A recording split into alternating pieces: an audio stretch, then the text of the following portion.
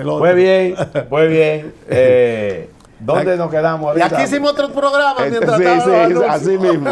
Estábamos hablando de todo el proceso que desembocó en el golpe de Estado a Juan Bosch. Y ahí vino la guerra. Ahí vino la guerra de abril como una consecuencia directa de todo ese proceso, donde el pueblo no dejó ni un solo minuto de luchar. Primero se produjeron insurrecciones armadas de los grupos de izquierda. El MPD se sublevó en las lomas de Cevico. Sí. El 14 de junio, con Manolo Tavares se sublevó en 5 frentes guerrilleros en las Manaclas y en otros lugares del país, en El Ceibo, en San José de Ocoa, es decir, en los distintos lugares del país hubo frentes guerrilleros.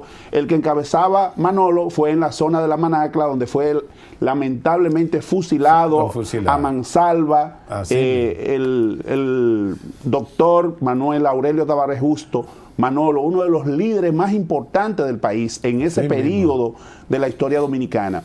Y el que había sido presidente de la Junta, que pasó a ser el primer presidente del triunvirato, Eladio de los Santos, pues se renunció cuando fusilaron a Manolo. Una forma... Porque él había prometido en un pacto que le iban a salvar la vida a todos. Que se le iba a garantizar la vida, y entonces, como las Fuerzas Armadas incumplió ese acuerdo, entonces él, un hombre honorable, con toda su participación, ¿verdad?, en ese hecho, pero mostró ser un hombre honorable y de palabra, al renunciar y no quedarse en ese gobierno, vamos a decir, manío, como se dice, y antipopular y represivo.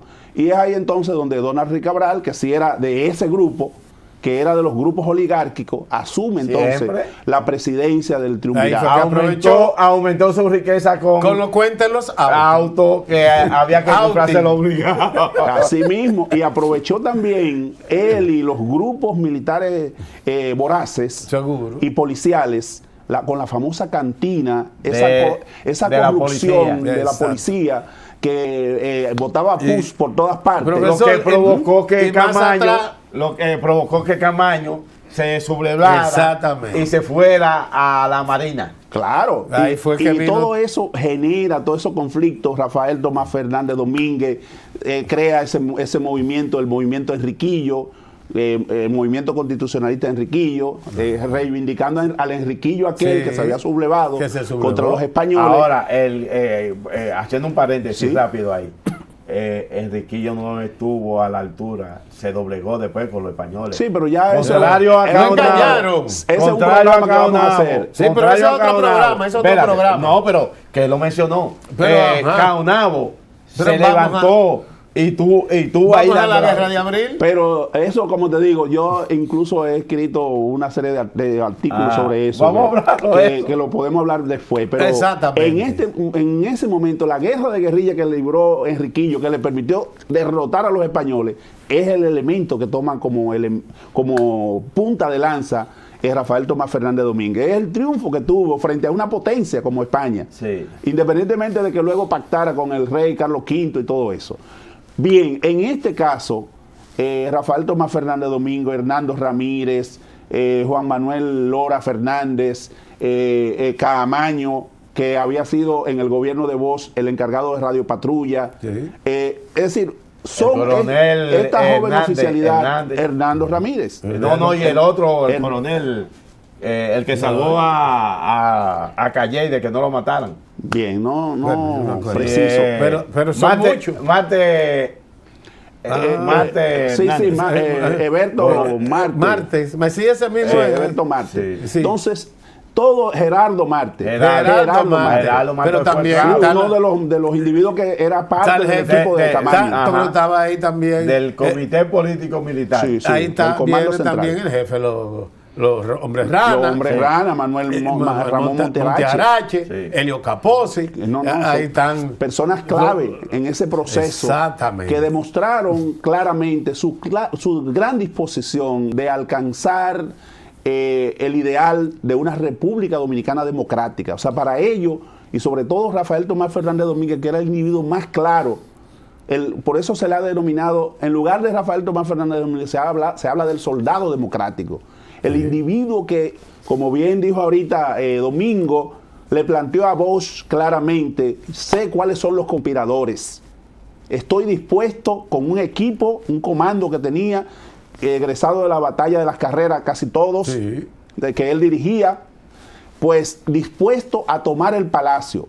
Y Bosch le dijo, no quiero derramamiento de sangre. Porque un presidente de la República debe ser una persona comedida.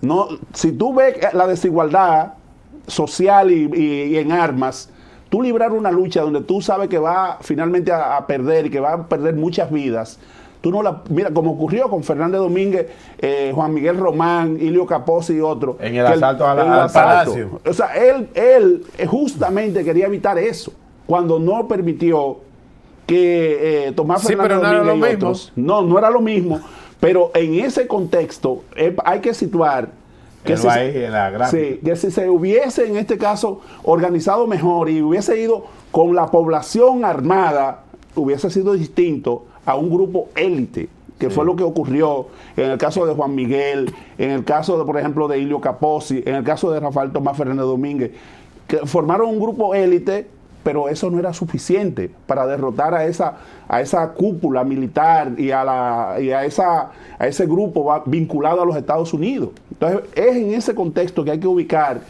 que no era posible en ese momento específico lograr, vamos a decir, quitarle el palacio, vamos a decirle, a los sectores de San Isidro y a los sectores del Cefa específicamente, y Antonio Inver Barrera, que por su lado también estaba haciendo el trabajo. Inver Barrera, Wessing Claro, Con su Wessing, gobierno. Inver Barrera, Pedro Benoit, Belisario Peguero. Maestro, ¿y cómo fue cuál fue el alegato al que invocó Juan Bosch cuando los grupos lo esperaban aquí en plena revolución? Con la llamada que le Con la hizo llamada. Camaño. Ajá.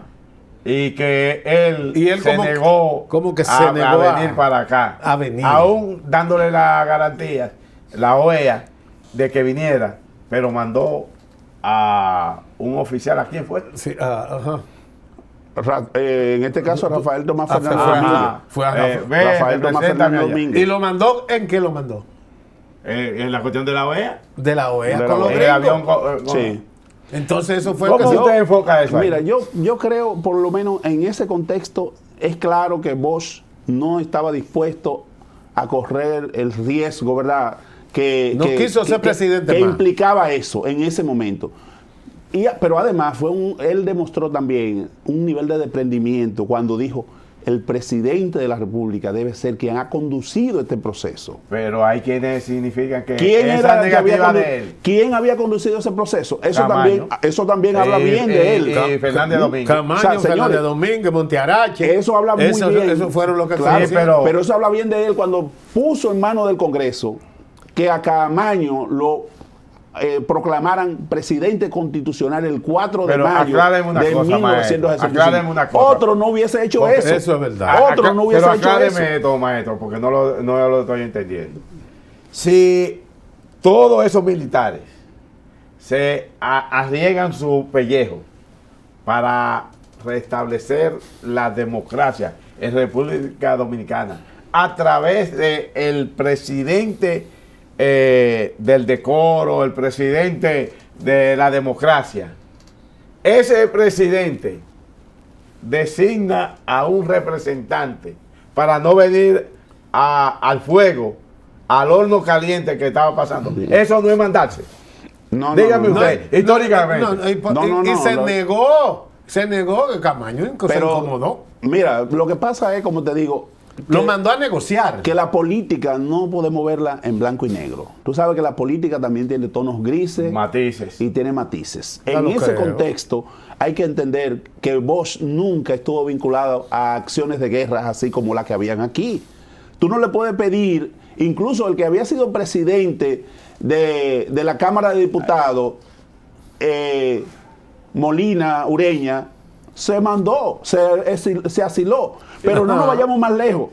Peña Gómez. Pero no nos vayamos más lejos, el propio Peña Gómez, pero no nos vayamos más lejos también, en un momento dado, Camaño, en un momento determinado, al principio, pero al se principio, mandó, no se y mandó. después- No, no, pero- al principio había, la mayoría de esos militares fueron a hablar con los Estados Unidos, buscando un acuerdo, una qué sé yo qué, y es cuando le dicen que no iba a haber ningún tipo de acuerdo. Que se tenía que entregar. Que él tenía que entregarse. Sí, Ahí es que él toma la decisión de irse al puente de Duarte, en la batalla del 27 de abril. Es decir, que hubo en distintos momentos, distintos sectores que también al principio hubo negociación. Estaban temerosos. Principio hubo negociación, es verdad. Claro.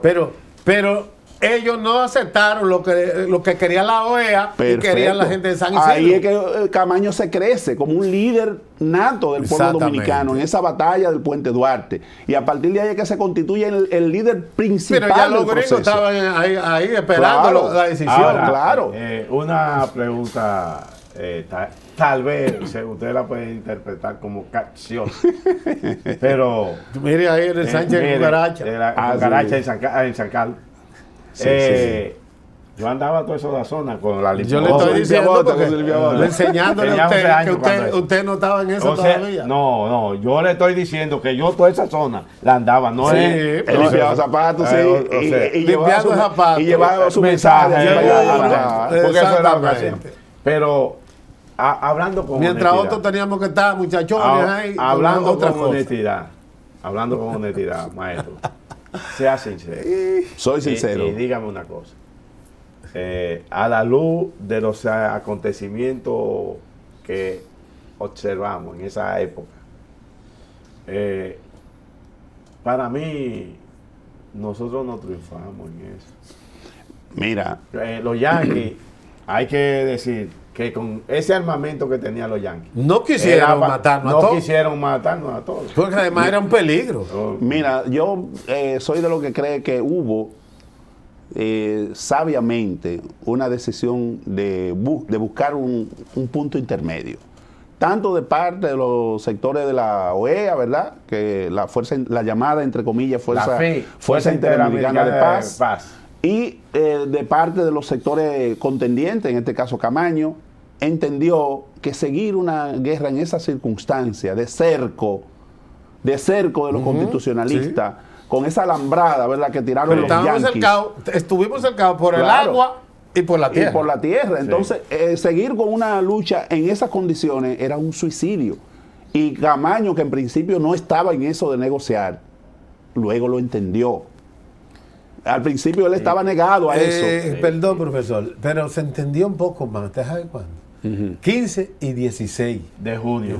De junio. Cuando hubo la matanza. Sí. Sí, Y yo te voy a decir, sí. Joana, algo que el que salió ganando en ese pleito de 15 y 16 y salieron perdiendo, mejor dicho, fueron los gringos. Los gringos. Sobre todo, Pero- esa limpieza que hicieron en la zona norte, por ejemplo, Sí. esa matanza que fue la limpieza que hicieron en la Operación zona norte, Limpieza. Operación Limpieza, Sí. eso fue lo peor que ellos pudieron haber hecho. Exactamente. Porque eso a nivel internacional significó un descrédito Como para ahora los con Estados Putin. Unidos y para los sectores internos que apoyaban a los Estados Unidos, al grupo de San Isidro, al grupo de Inver Barrera.